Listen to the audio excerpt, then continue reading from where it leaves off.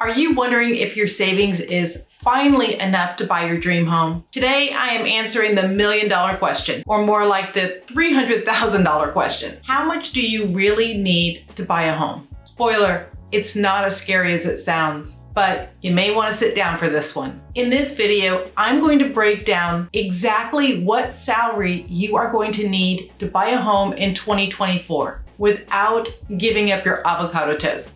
Let's get started. Number one is the 28-36 rule. So that's 28/36 rule. This is your home buying cheat code. This rule tells you how much house you can afford without having to eat ramen noodles for the rest of your life. Here's how it works. The 28% part means you should spend no more than 28% of your gross monthly income.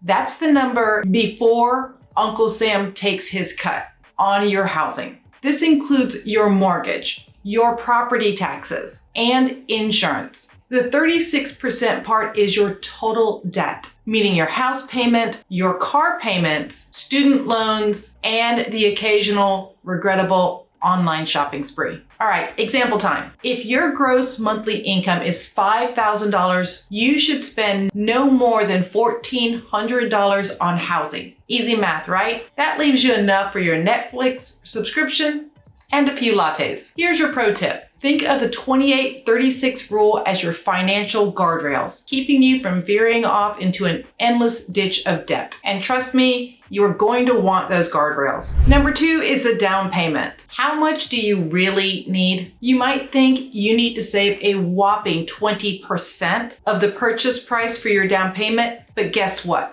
You don't need to. Most buyers can put down way less than that. Think anywhere between 3% to 10%. So if you're looking at a $300,000 home, a 10% down payment on $300,000 would be $30,000. But if you did a 3% down payment on $300,000, that would be just $9,000. Here's the pro tip. The more you put down, the lower your monthly payment's going to be. But don't panic if you don't have a small fortune saved. There are plenty of low down payment options out there. Are you feeling a little more confident about the numbers? Go ahead and hit the like button if this helped clear things up. And don't forget to subscribe to my channel if you want to navigate the real estate world without losing your mind. If you've got specific questions, drop them in the comments because I would love to help. Number three, your monthly mortgage payment, also known as your new rent. But the good thing,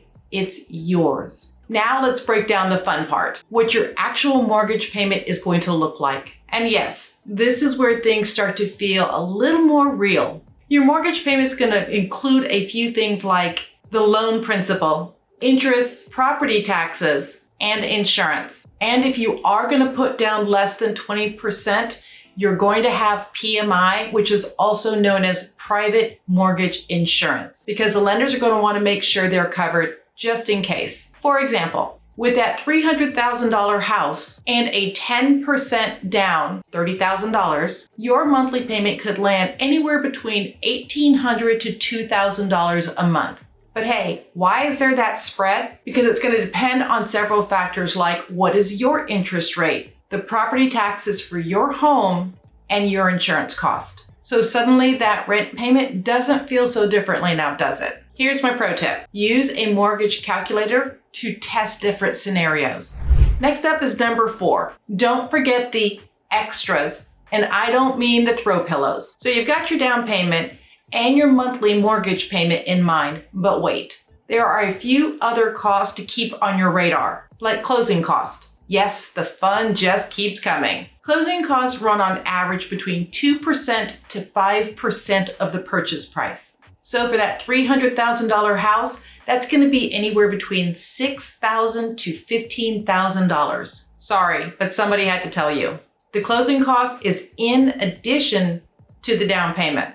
Hey, and while you're at it, don't forget to budget for moving expenses. Here's my pro tip. Try negotiating with the seller to help cover some of your closing costs. It is like a financial high five when they say yes. Now, you may already have a fantastic real estate agent helping you navigate the minefield of contracts and negotiations. But if you don't, I'd love to help. My contact information is in the description below. Give me a call or set up a time to chat. Number 5, how much salary do you need? Let's tie it all together. For that $300,000 home with a 10% down payment and an estimated $1,800 a month mortgage, you need to earn roughly around $65,000 to $75,000 a year to comfortably fit within the 28-36 rule we discussed earlier. But remember, this is just a guideline. Your perfect home buying salary depends on your specific situation. Be sure to watch my next video, how to buy a house without a real estate agent. Click here to watch, and I'll see you in the next video.